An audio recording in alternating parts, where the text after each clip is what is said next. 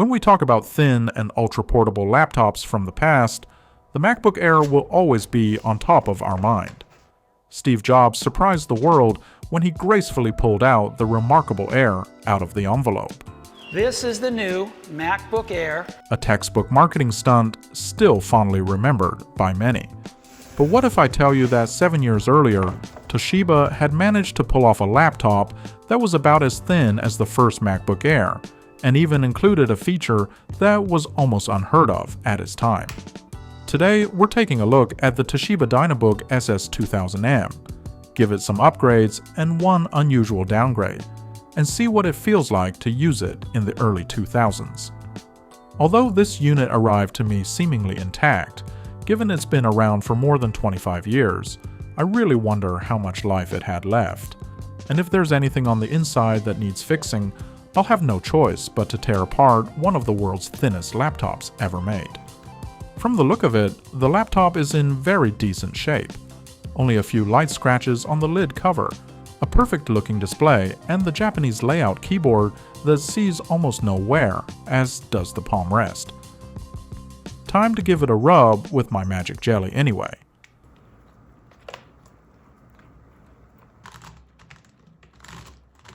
So far as being thin and light, weighing around 2.5 pounds and 3/4 of an inch in height, Toshiba didn't mean to sacrifice any of its connectivity.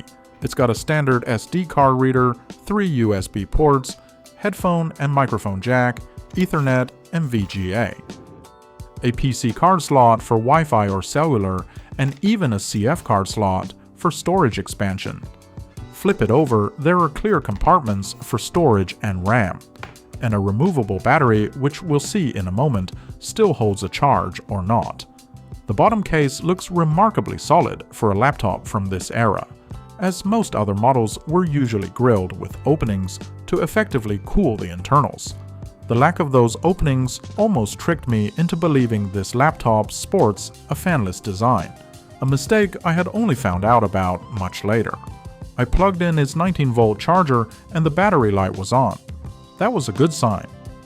Turning it on, the laptop booted into Windows XP without much trouble. Windows also reported a charging flow to the battery, which means it is still working after 2.5 decades. Kudos for Toshiba for using lasting components.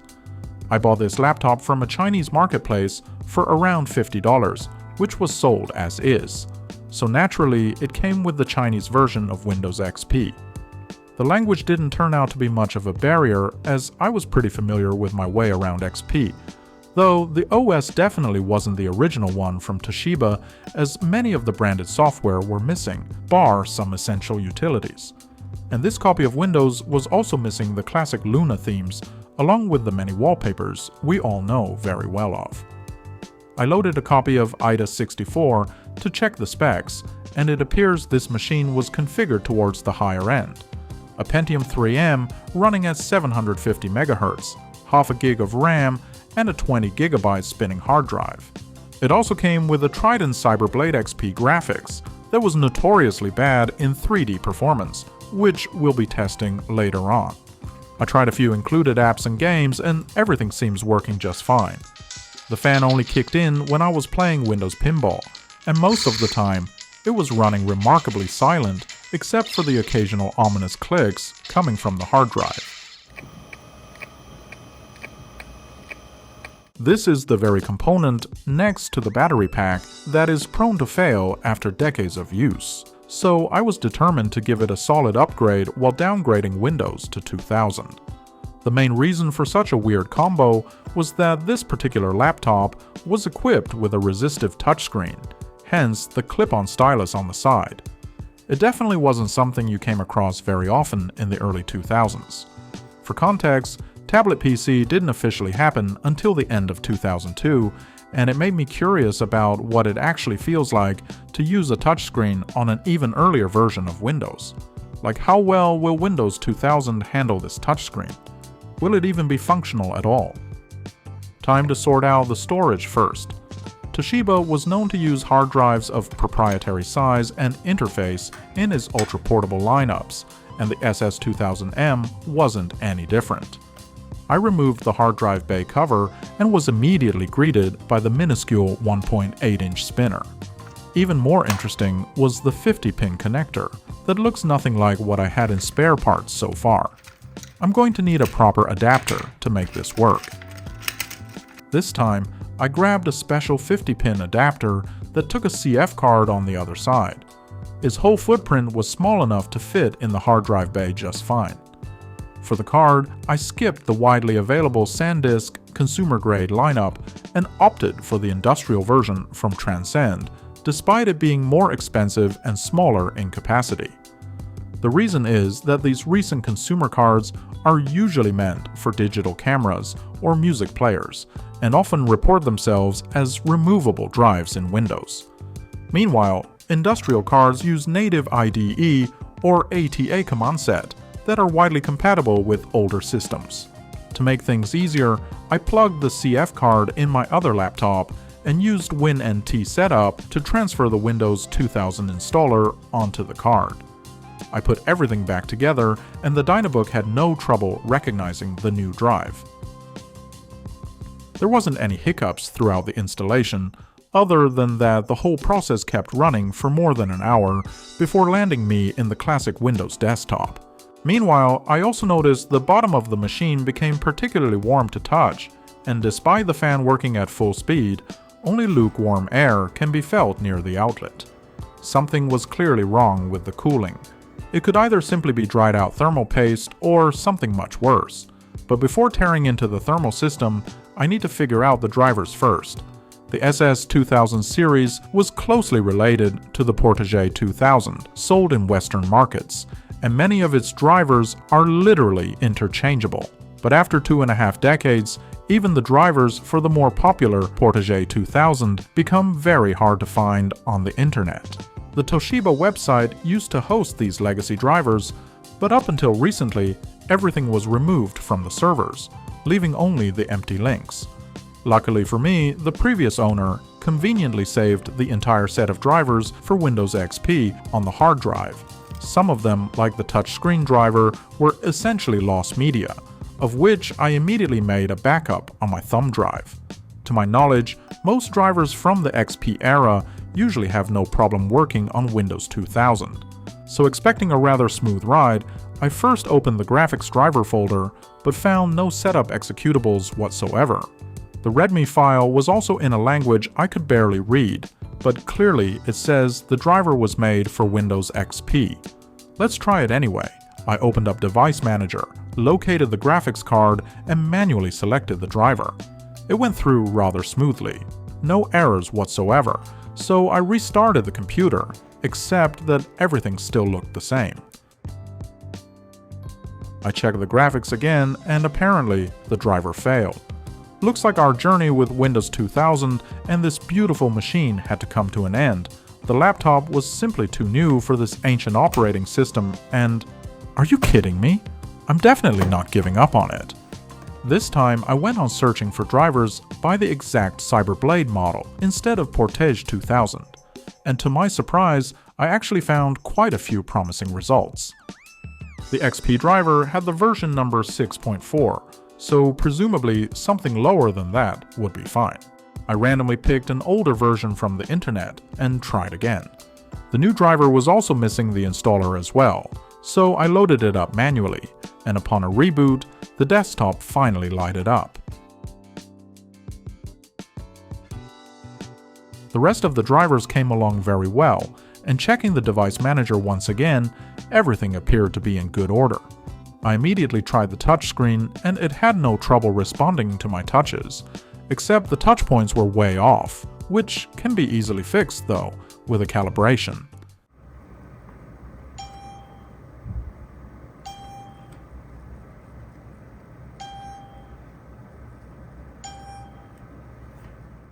This is where I owe a big deal to the previous owner, as if it wasn't for his backup drivers, I would almost never have found the touchscreen calibration tool anywhere else on the internet. Working my way through touch on the good old Windows 2000 wasn't as exciting as I expected. The OS was built at a time when touchscreens were a rare species. Its UI elements were incredibly tiny on this 12-inch display, and the laptop's being incapable of folding like a tablet means I'll have to keep holding the stylus in a very uncomfortable position most of the time. These resistive touchscreens rely on a plastic film on top of the touch panel to register pressured inputs from the stylus, which will often leave dents and scratches after intensive use. The display on this unit, however, is almost entirely free from any such marks. In a way, it's telling us the real value of such touch displays back then, or the lack thereof. Windows 2000 was even more lightweight than XP, so I decided to test the limit of this laptop with a few benchmarks and games.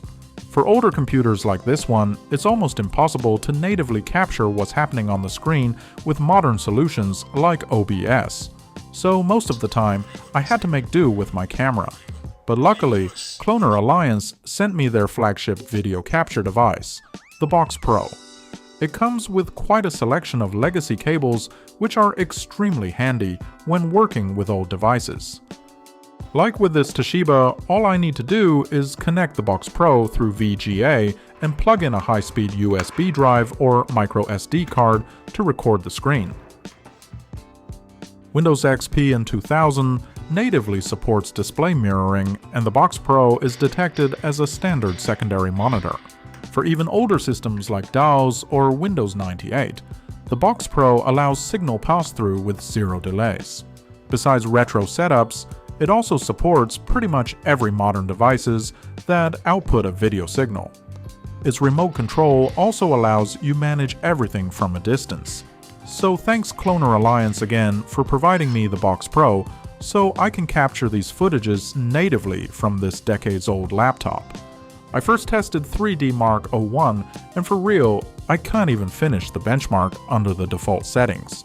To be honest, I wasn't expecting any decent results from this Cyberblade XP, but gosh, this was so bad. The screen kept flickering during the car chase scene, and everything was basically a slideshow. It's not gonna work out. So how about some real games? Quake 3 and Age of Empires 2 were two of my favorites from this period. They both launched just fine, but only one of them was playable at all. And with these screen captures, you don't have to guess which one it was. My king, the siege of Harfleur is lost. We should withdraw before our casualties are too grave. If gaming wasn't his strong suit, how about some productivity?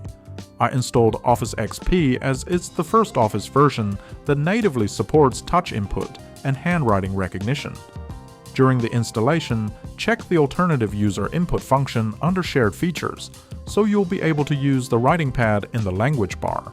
Opening and working on all sorts of Office documents felt like a breeze on this laptop. Unlike its modern bloated iterations, the old Office from the early 2000s was very efficient in design, and most tasks can be managed just fine with the ½ GB of memory on board this machine. There are a total of 3 handwriting tools offered in Office XP. The first one I tried was the writing pad, which pops up a little writing area at the corner, and whatever you wrote here will be transformed into letters and numbers. The second one was Write Anywhere, which instantly became my favorite. It turns the entire screen into a huge writing pad, so you don't have to cram all your handwritings into a tiny little box. But since I was using a resistive touchscreen, I had to keep pressure on the pen when I was writing to avoid unintended breakups, and the recognition algorithm at this stage was far from optimal. The only practical use case I could think of was signing documents, and this involves using the drawing pad. It's a separate drawing window in which you can scribble anything you like and slap them anywhere in an Office document. So far, I would say, although it was having a hard time to run even lightweight gaming, this laptop probably wasn't designed with such a thing in mind. On the productivity front, I can see it being a very capable machine at its time, and the ability to use touchscreen for signatures makes it even more appealing to business owners and corporate executives, as long as they don't mind roasting their labs with its scorching underside. Yes, this laptop was having thermal issue since when I was installing Windows. The fan would max out while the bottom area around the CPU remained hot. Temperature software reported a relatively acceptable 65 degrees under load, but the fact that this noisy fan was busy running in futile bothered me a lot. These early Japanese laptops were often a nightmare when it comes to serviceability, and the Dynabook's aggressively slim design had me worried about even attempting something as simple as a repaste. But with the hope of improving temperature and extending its lifespan, I decided to give it a try anyway. Here, I was genuinely uncertain about how this would end up, but I'll have everything recorded and show you the result no matter what. The first thing to do was to remove the battery, hard drive, memory, and the exposed keyboard screw.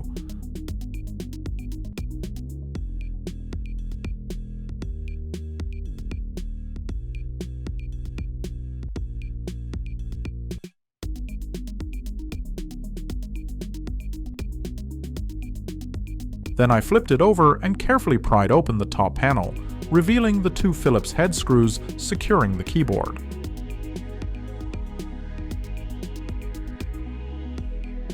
Once the keyboard was out, I carried on removing all the remaining screws from the underside.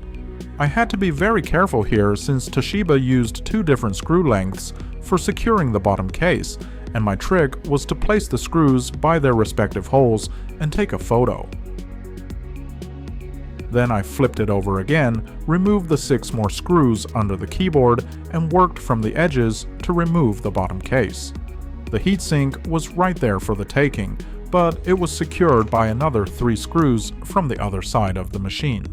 The most proper way to gain access is to have the motherboard completely removed from the chassis, which involves a huge amount of dissection and working with several brittle plastic connectors and cables. Then I noticed this protective film beneath the keyboard module, which protects the motherboard from getting short-circuited. This means the film must be left intact. I checked the layout again and decided to peel off only part of the plastic film, enough to reveal the screws. After doing so, I quickly have the screws removed. The heatsink finally came off, and my previous judgment was spot on. The thermal paste had completely dried out. I cleaned up the residual thermal paste with some isopropyl alcohol, and this time I was going to apply a somewhat permanent fix to this issue. I measured the size of the CPU die and cut a piece off the Honeywell PTM7950 phase change pad and carefully had it placed on the bare die. The fan, on the other hand, was relatively clean, as there weren't any visible grills for it to accumulate a hair carpet, so I gave it a quick brush and put everything back in place. Inserting the plastic film back to where it belongs after putting back the heatsink turned out to be a little trickier than I thought. Part of the edges was kinda stuck halfway in, and I had to give it a few nudges to lock them back in. But even so, this approach saved me heaps of trouble than taking out the entire motherboard. To my surprise, this Dynabook wasn't the repair hell I initially expected myself to be in. A big thumbs up for the designers at Toshiba. Now, here comes the moment of truth. Hope I didn't break anything important when I was prying open the machine. I plugged in the power cable and the lights are on. That's a good sign, and the machine turns on just fine.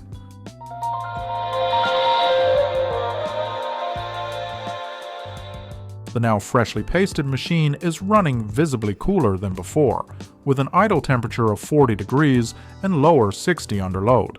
The fan will only spin up after the temperature hits above 60, and thanks to the highly efficient Honeywell thermal pad, the CPU barely hits 65 degrees even after sustained stress tests. The phase-changing ability of the PTM7950 also means there won't be any pump-out effect as with traditional thermal paste, and it can last well over a decade without the necessity of another service. So far, my experience with the SS2000M has been generally pleasant. It's thin, light, easily fits in a bag, and can be comfortably carried around anywhere. I can almost imagine it being the star of any meeting or presentation in the early 2000s when you pulled it out of your bag. Being able to operate the machine with a stylus is also a nice touch. and after ironing out a few driver and heat issues, this Dynabook finally feels like the ultimate business laptop Toshiba originally intended it to be, which also makes it an interesting addition to my laptop collection. Hope you enjoyed this video, thanks for watching, and I'll see you in the next one. Before we completely wrap things up, there are a few more little details about this Dynabook that I discovered while spending time with it. First of all, the BIOS on this laptop is quite unique compared to everything else I've seen so far. To enter the BIOS, you need to press and hold the escape key after pressing the power button, then hit F1. The BIOS itself looks extremely bare bones, but the good thing is that you can actually change quite a few settings here, such as CPU speed and network controls. And if you somehow missed the key combination, Toshiba actually put the BIOS settings directly into the operating system. I mean, what are the odds of seeing something like this inside the control panel? With Toshiba hardware setup, you can basically change almost every BIOS setting, and the changes will automatically take effect after a reboot. On top of the keyboard, there are also two shortcut keys that launch Internet Explorer and your default email client.